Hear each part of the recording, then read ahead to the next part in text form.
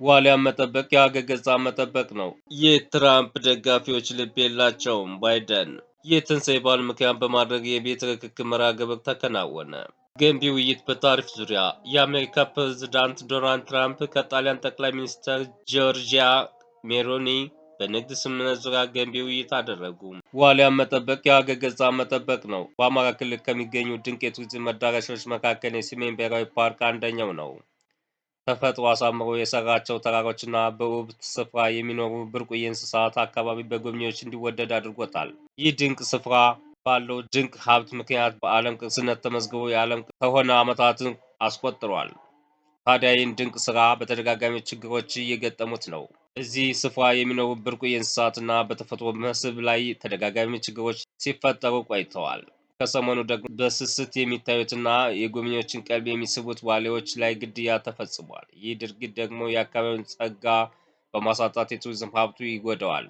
የአማራ ክልል ባህልና ቱሪዝም ቢሮ ኃላፊ አቶ መልካም ጸጋይ የሰሜን ተራሮች ብሔራዊ ፓርክ ሲነሳ ቀድሞ ወደ አይምሯችን የሚመጣው ዋሊያ ነው ብለዋል። አብዛኞቹ ጎብኚዎች ወደ ሰሜን ተራሮች ብሔራዊ ፓርክ የሚመጡት ዋሊያና ሌሎች ብርቅዬ እንስሳትን ለመጎብኘት መሆኑን ገልጸዋል።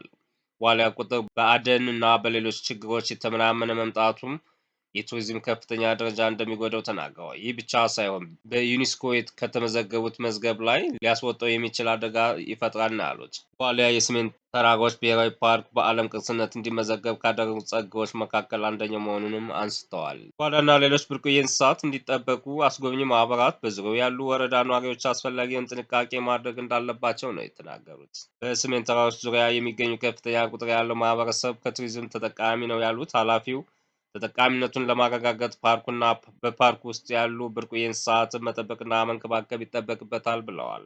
የአካባቢው ማህበረሰብ፣ ወጣቶች፣ የህግ አስከባሪ አካላትና አስጎብኚ ድርጅቶች ዋሊያን በተገቢ መንገድ የማይጠብቁ ከሆነ የፓርኩ ሕልውና ማህበረሰቡን ሊያስከትል የሚችለውን አደጋ ታሳቢ በማድረግ በመጠበቅ እንደሚገባው አስገንዝበዋል።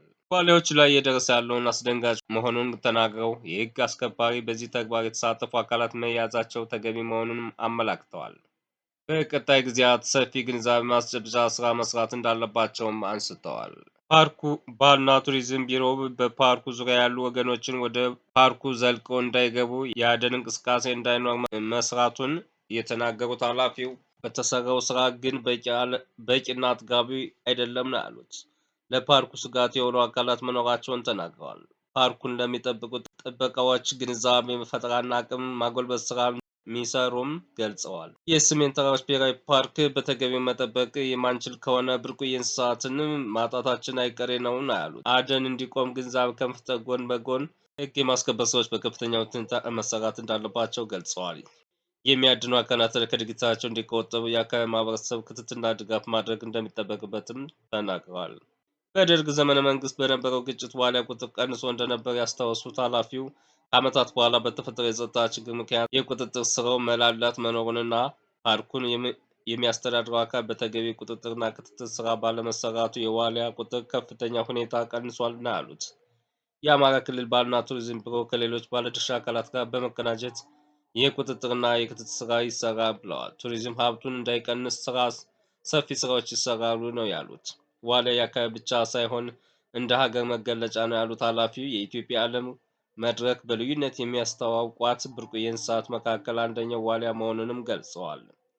ዋሊያን መጠበቅ ሀገርን ገጽታ፣ ሀገርን የቱሪዝም ሀብት መጠበቅና መንከባከብ ነው ያሉት። ዋሊያና ሌሎች ብርቅዬ እንስሳት ከሌሉ የሰሜን ብሔራዊ ፓርክ የሚጎድለው ነገር ብዙ ነው፣ የቱሪዝም እንቅስቃሴውም ይቀንሳል ነው ያሉት። ፓርኩ ከስጋት ማላቀቅና ወደ ነበረበት የቱሪዝም መዳረሻ መመለስ አለብን ብለዋል። ፓርኩና ብርቅዬ እንስሳትን ለመጠበቅ ሁሉም ትብብር እንደሚጠይቅም አመላክተዋል። አሜሪካ ወደ 30 የሚጠጉ በዓለም ዙሪያ የሚገኙ ኤምባሲዎችና ቆንስላዎችን ልትዘጋ መሆኑ ተገለጸ።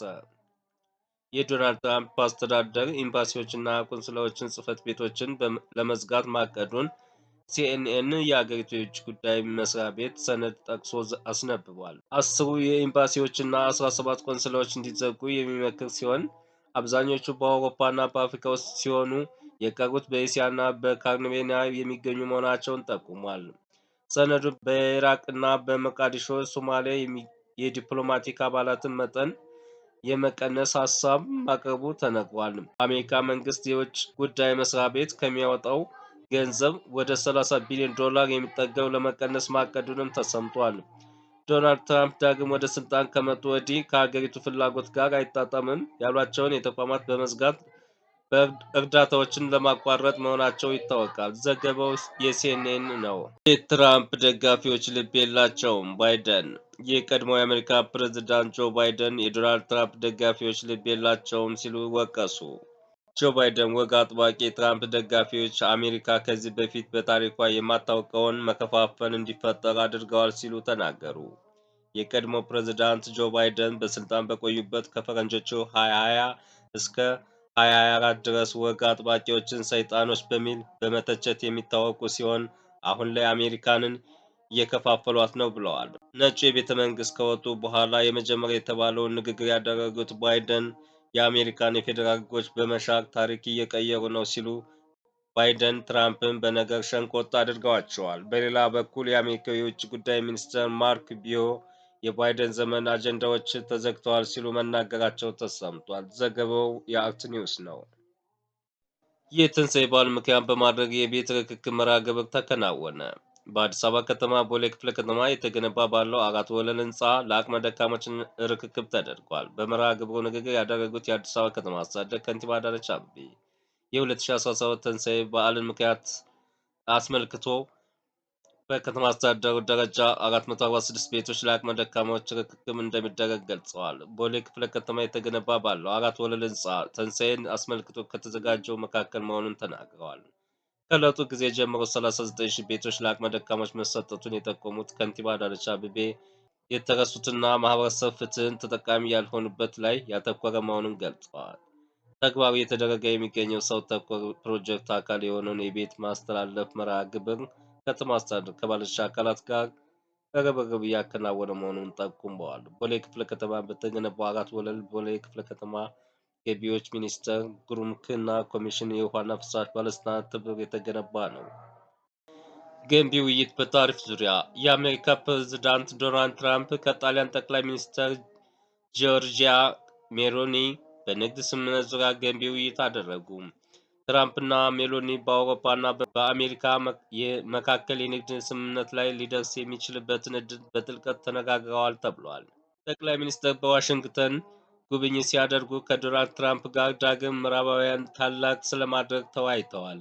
ሜሎኒ ዓላማም ቢሆን የምዕራብ ዓለሙን ብርታት ማጠናከርና ዳግመኛ ታላቅ ማድረግ ሲሆን በአውሮፓ እንዲሁም በአሜሪካ መካከል ለተፈጠረው ልዩነት ድልድይ ሆኖ ከማጥበብ አንጻር ማገልገል እንደሚፈልጉም አሳውቀዋል። ዶናልድ ትራምፕ 100% የንግድ ስምምነት ላይ ከአውሮፓ ጋር እንደርሳለን፣ ነገር ግን ፍትሐዊ በሆነ መንገድ መሆን አለበት የሚል ሀሳብ ሰጥተዋል። ጠቅላይ ሚኒስትር ሜሎኒ በዋይት ሀውስ መልካም የዲፕሎማሲ ከባቢ ከአውሮፓ ህብረት አንጻር ፈጥረዋል ብለዋቸዋል። ትራምፕ ከአውሮፓ ህብረት የሚገቡ ምርቶች ላይ 20% ቀረጥ ከጣሉ በኋላ ለጊዜው አፍታ መውሰድ አለብን የሚል አቋማቸውን ከለወጡ በኋላ ዋይት ሀውስ ብቅ ያሉት የመጀመሪያው መሪ ሆነዋል። ውይይቱን ተከትሎ በተሰጠው መግለጫ መሪዎች ለመከላከያ ስለሚደረገው ወጪና ፍሰት እንዲሁም ስለ ታሪፍ በስፋት መነጋገራቸው ተወስቷል። በኦቫል ኦፊስ በነበረው አካባቢ እጅጉን የዲፕሎማሲ መንፈስ የተሰፈነበት እንደነበርና በዚህም ቀደም የእንግሊዟ ጠቅላይ ሚኒስትር ኬር ስታርመር እንደነበራቸው የዋይት ሀውስ ቆይታ አይነተኛ ነው ተብሏል። ዘገባው የሲኤንኤን ነው።